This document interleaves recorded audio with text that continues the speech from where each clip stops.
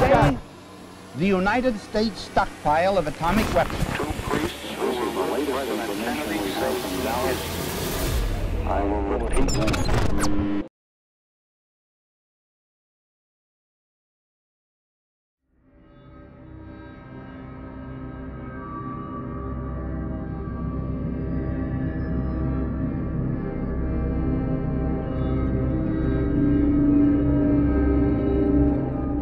Pada tahun 1843, filsafat Jerman, Karl Marx menulis Critique of Hegel's Philosophy of Right.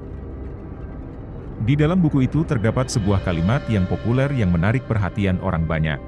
Agama adalah opium rakyat, kata Marx. Kenapa harus opium? Karena pada masa Karl Marx, opium adalah painkiller yang populer digunakan oleh dokter untuk membantu pasien yang kesakitan. Jadi sebagian orang menafsirkan kalimat Marx tersebut bahwa fungsi agama adalah sebagai obat bagi masyarakat, yang memberikan kekuatan untuk melewati masa sulit. Di saat para kaum pekerja kesakitan akibat penindasan oleh penguasa, agama adalah tempat pelarian mereka untuk meredakan sakit yang mereka rasakan. Dalam hal ini tentu yang dimaksud bukan hanya sakit fisik. Namun opium adalah senyawa adiktif yang memberikan rasa nyaman palsu yang bersifat sesaat. Jadi sebagian orang mengartikan kalimat tersebut bahwa agama hanyalah ilusi yang mematikan intelektual manusia. Faktor yang menghambat manusia untuk meraih kemajuan ekonomi, politik, dan sains. Dengan kata lain, jika seseorang ingin maju, maka faktor ini harus disingkirkan terlebih dahulu. Dan sepertinya, inilah yang diyakini oleh pemimpin Uni Soviet, Joseph Stalin. Pada tahun 1928, Stalin membuat rencana 5 tahun tanpa Tuhan. Sebuah rencana untuk menghapus konsep ketuhanan dari Rusia. Dibantu oleh Liga Militan Ateis, Stalin mendirikan rezim anti-agama yang brutal. Mereka memaksakan keyakinan ateis kepada rakyatnya. Menutup paksa semua tempat ibadah seperti gereja, sinagoge, dan masjid. Juga menyita propertinya.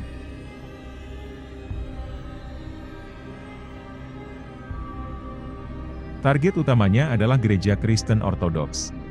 Ribuan tokoh agama ditangkap dan dieksekusi. Beberapa tempat ibadah diubah menjadi museum ateis, dengan tujuan untuk menggoyahkan keimanan rakyatnya. Ini adalah masa terkelam bagi Rusia. Sebenarnya ini bukan hal baru di Rusia. Sejak Bolshevik memegang kuasa, sudah ada kampanye anti-religi yang dilakukan. Bahkan sampai memicu perang sipil di sana. Tapi Stalin benar-benar ingin mengakhiri keberadaan Tuhan di Rusia. Gereja Ortodoks dibungkam habis-habisan.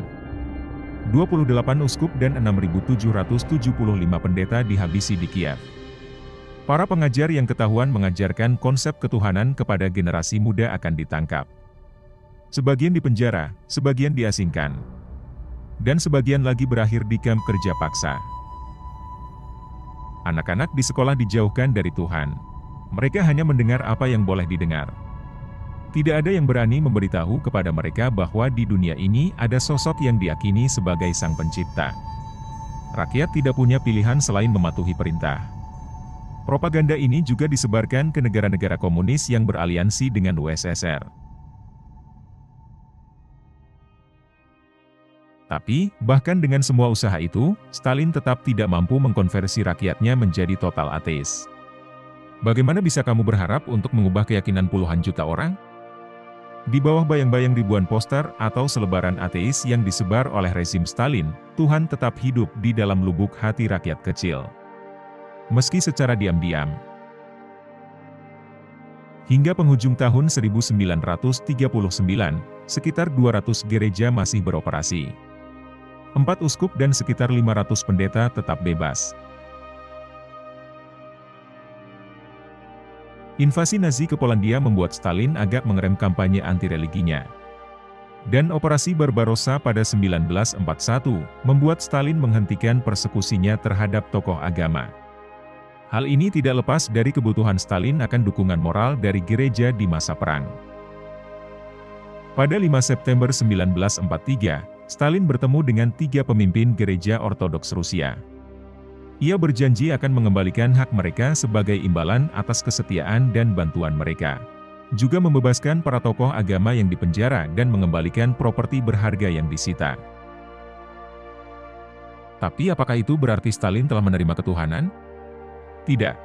Baginya, agama tidak lebih dari alat politik. Seperti tali kekang pada kuda, yang menaruh kendali penuh ke dalam genggaman tangannya.